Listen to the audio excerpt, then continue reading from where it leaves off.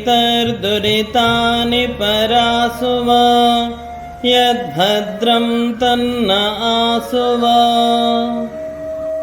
దయానందుడు ఏం చెప్తారంటే, ముందుగా మనము ఏ సిద్ధాంతాన్ని అయితే ఆచరించడానికి సిద్ధంగా ఉన్నామో మనలో ఆ విషయ జ్ఞానము ఉందా లేదా, అంటే మనం ఆ సిద్ధాంతాన్ని పాటిస్తున్నామా లేదా.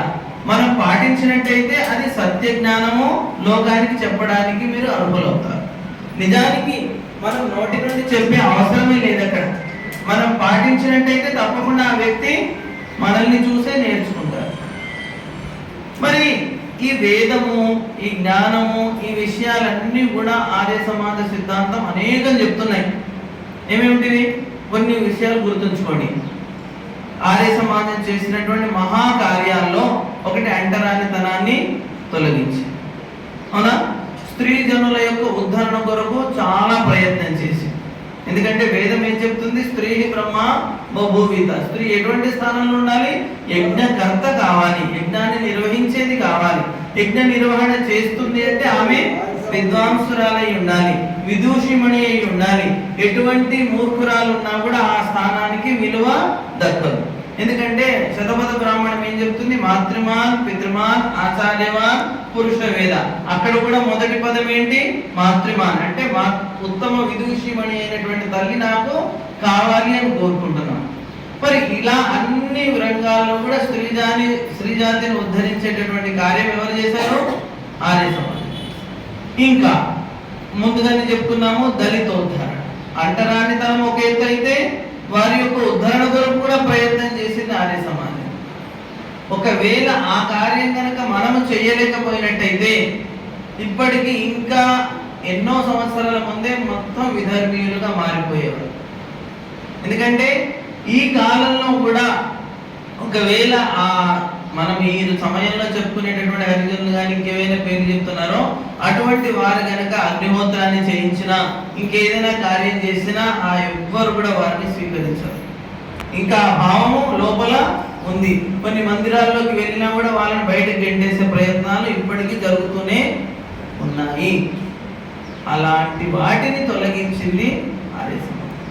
ఇంకా చూడండి, ఇంతవరకే ఆపలేదు. మనలో ఉన్నటువంటి చెడు అలవాట్లను, ఏం అలవాట్లు? ముందుగా ఆహారం. ఎందుకంటే ఋషి దయానంద సత్యార్థ ప్రకాశంలో ఆచారము, అనాచారము, భక్షని విషయాలను స్పష్టంగా వివరించాడు.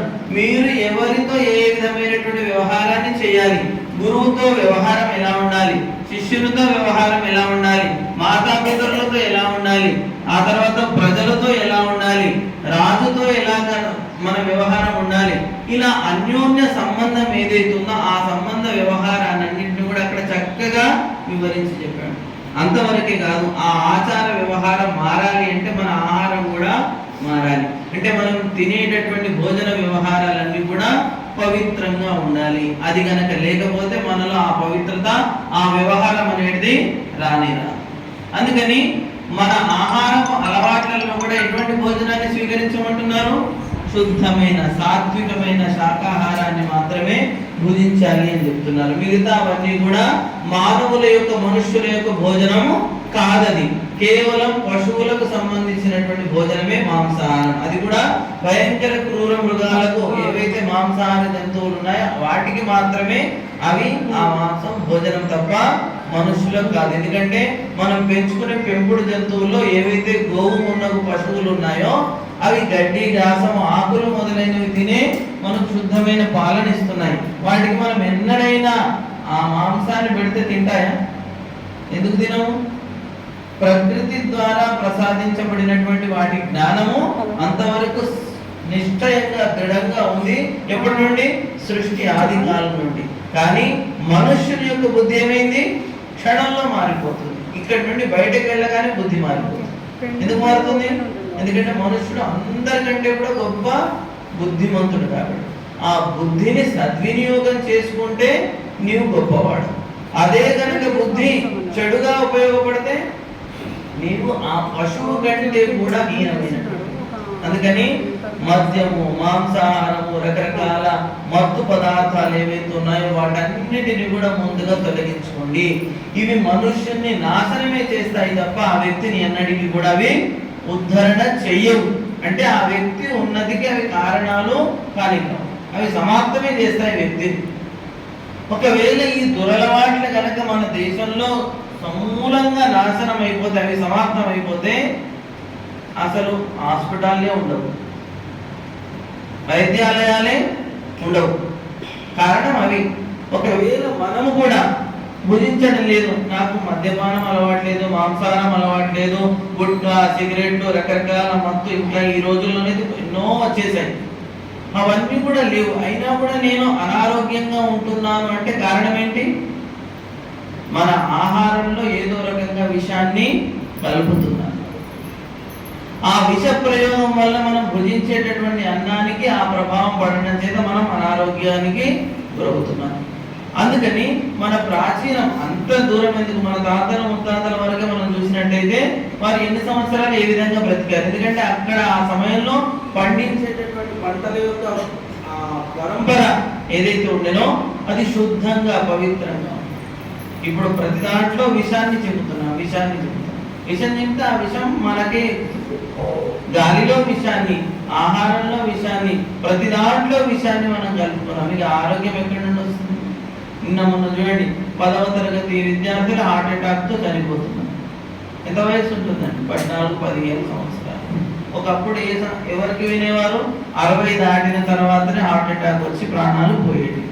ఇంకా చిన్న వయస్సులో కూడా 10-12 సంవత్సరాల పిల్లలు కూడా హార్ట్ అటాక్ వచ్చేస్తున్నాయి. ఎందుకు వస్తున్నాయి ఇవన్నీ? కారణము మన ఆహారం. మన ఆహారం పూర్తిగా మారిపోయింది. ఎక్కడ ఆహారాన్ని కోరుకుంటున్నాం? ప్యాకెట్ ఆహారం. ఏది కావాలన్నా ప్యాకెట్లో ఉన్నదే శ్రేష్టము. కుల్లం అంటే అది మంచిది కాదు, అవునా కదా? మనం బుద్ధి ఎటువైపు వెళ్ళింది? ఓపెన్ గా ఉన్నటువంటివి కొనకూడదు, ప్రతిదీ ప్యాకింగ్ కావాలి. దేంట్లో ప్యాకింగ్ ఉంటుంది? అది ప్లాస్టిక్. దాని గుణాలన్నీ మీకు రావాలంటే ముందుగానే ప్రిపేర్ అవుతున్నారు అక్కడి నుండి. అది ఎలా పండించారో సగం అక్కడి దాని గుణాలు పోతున్నాయి. రెండవది అది మన దగ్గరికి వచ్చే వరకు ఇంకా ఎక్కువ. ఇంట్లోకి వచ్చినాక దాన్ని వండే పద్ధతుల కంటే ముందు మీ తల్లులు ఉన్నారు అందరూ, వీటన్నిటిని తీసుకెళ్ళి ఎక్కడ పెడతారు? అదేంటిది? అది ఇంకా విషం. దాంట్లో ఉన్నదే విషం. ఆ విషాన్ని ఆహారం పైన పెట్టేస్తున్నారు, అవునా? మీరు దాన్ని తీసి డీప్ ఫ్రిడ్జ్ లో పెట్టండి, ఏవైనా వస్తువులు, పండ్లు కానీ ఏవైనా తినొస్తుందా? ఏది దేంట్లోనైతే బర్ఫ్ జమ అవుతుందో, ఐస్ జమ అవుతుందో దాంట్లో పెట్టేస్తే ఆ పండు కానీ ఆ కూరగాయలు కానీ తీసిన తర్వాత మీరు బయట కొద్ది గంటలు పెట్టినా ఇంకేదైనా పెట్టినా దాన్ని వాడుకోవచ్చా? ఏమవుతుంది? అది ఎందుకు పనికి రాకుండా పోతుంది. అక్కడ అది ఎక్కువ ప్రభావం ఉంది కాబట్టి మీకు అనిపించదు, కింద తక్కువ ప్రభావం ఉంటుంది కాబట్టి కనిపించదు. కానీ అది ఎందుకు పనికిరాదనే విషయాన్ని మాత్రం గమనించాలి. మన ముక్కు పని చేస్తుందా? ముక్కు పని ఏంటి? ఏదైనా వాసన చూడాలి. దాంట్లో ఏదైనా వస్తువు పెట్టండి, తీసిన తర్వాత దాని సువాసన ముక్కులు గుచ్చుకున్నా కూడా వాసన రాదు. అదే మీరు ఏదైనా వస్తువును ఇక్కడ ముందట పెట్టండి, దాని సుగంధము వెదజల్లుతూనే ఉంటుంది. ఒక్క జామ పండు పెట్టండి, అది మక్కగానే ఏమవుతుంది? దాని సువాసన అంతటా వ్యాపిస్తుంది. ఏ పండు అయినా తీసుకోండి, అది పక్వం అయిందంటే ఏమవుతుంది? దాని సువాసనను వెదజల్లుతున్నాము. మరి అటువంటి గుణాలను మనం ఏం చేస్తున్నాము? నాశనం చేసి దీంట్లో ఉన్న గుణాలన్నీ నశించిపోయిన తర్వాత దాన్ని మనం రోగం బయట పెట్టుకోవడం. ఏమవుతుంది? ప్రకృతి ఇంత పెద్దగా ఉంది, ప్రకృతి నుండే ఫలాలు వచ్చాయి, లేదంటే ఆ చెట్లకి మనం ఫ్రిడ్జ్లను తయారు చేసేయాలి. అవుతుందా? ఇక ఎన్నటికి పాడుగావు, ఎప్పుడు అవసరం ఉన్నప్పుడు తెంపుకొని తినవచ్చు. కాబట్టి భక్ష్యాల విషయాన్ని ఋషిదయాన్ని స్పష్టంగా వివరించాడు. వాటిని కనుక మనం ఆచరిస్తేనే మన వ్యవహారము మారుతుంది. మన ముఖ్య లక్ష్యం ఏంటంటే భగవంతుని యొక్క ఉపాసన. ఎందుకంటే లోకంలో ఏ కార్యమైనా చేయండి, భగవంతుని వదిలిపెట్టి ఏ పనిని కూడా మనము చేయలేము, అది చేయకూడదు కూడా. మానవుని యొక్క పరమ కర్తవ్యం ఏంటి? మోక్ష ప్రాప్తి. మీరు ఎన్ని విద్యలు చదవండి, ఎన్ని ఉపాయాలు చేయండి, ఏదైనా చేయండి, చివరికి మనం కోరుకునేది ఏంటి? పరమ సుఖము. ఎలాంటి సుఖం అంటే ఇక్కడ దాంట్లో దుఃఖం అనేటటువంటిది లేనే లేదు. అటువంటి పరమ సుఖాన్ని మాత్రమే కోరుకుంటాం. అదే భగవంతుడు ఇచ్చేటటువంటి సుఖం.